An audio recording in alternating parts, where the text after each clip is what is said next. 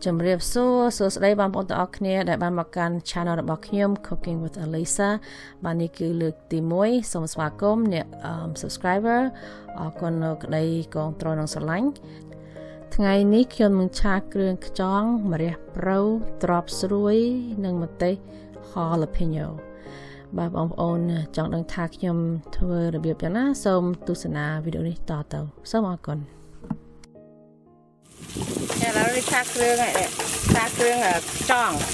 อันคนยังดักพลังให้ดักเครื่องแล้วดักกะปิติดไม่บอกดักกะปิชนัวมาสเปรย์กาแฟเนี่ยค่ะ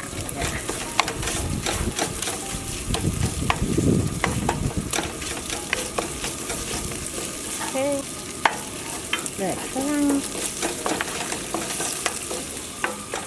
เราเนื้ออันนี้จองอ่ะเนี่ยจองสาใส่เนี่ยจองใส่เจอมา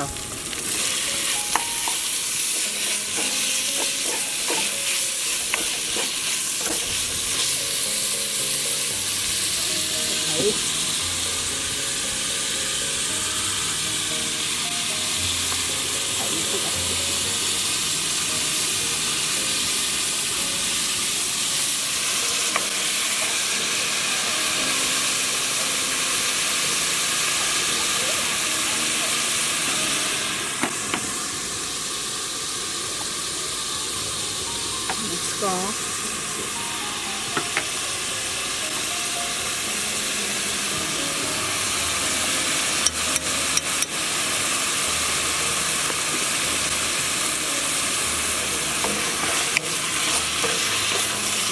ช่วยเนี่ย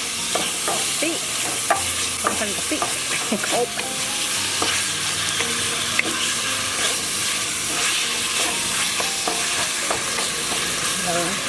ก็แล้วแบบมีข้าวสุก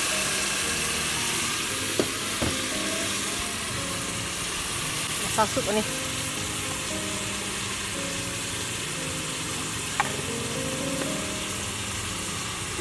สุกโกเวทหมดตะกะ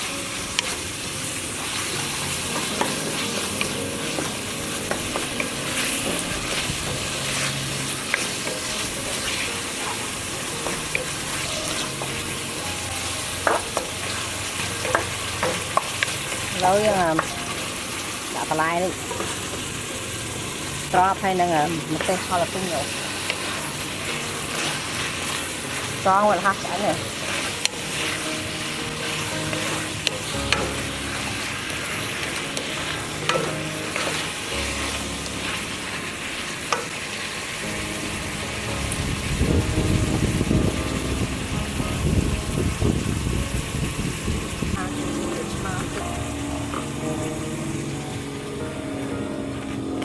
mai mà chỉ hiền hỏi chu tịnh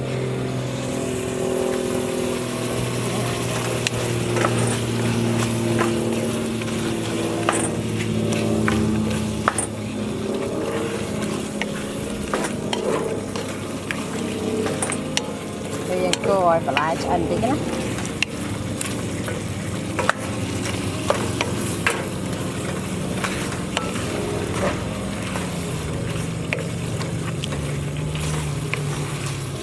nữa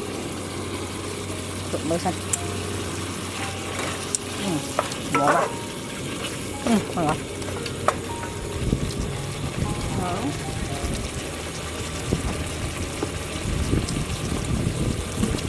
ấy à mà đẹp rau á phận mà đẹp rau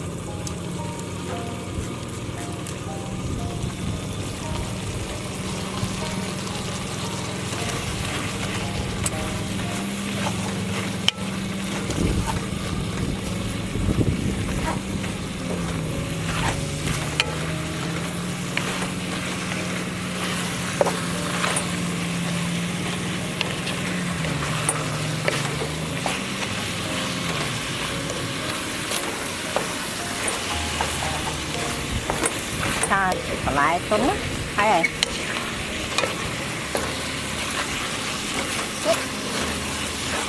cho nước đúc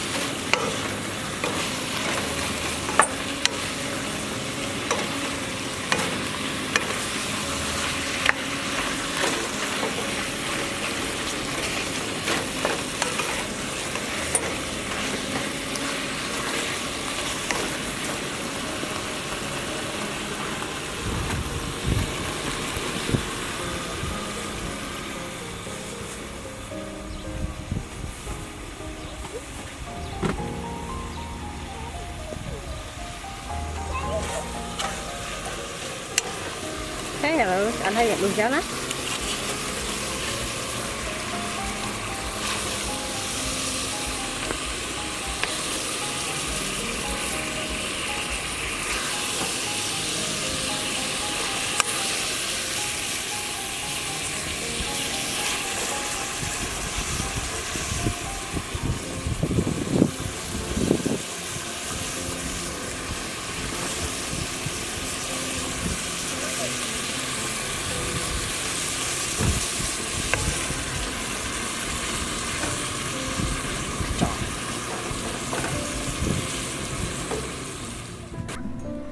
សូមអរគុណបងប្អូនទាំងអស់គ្នាដែលបានតាមដានវីដេអូនេះពីដើមដល់ចប់ឥឡូវហ្នឹង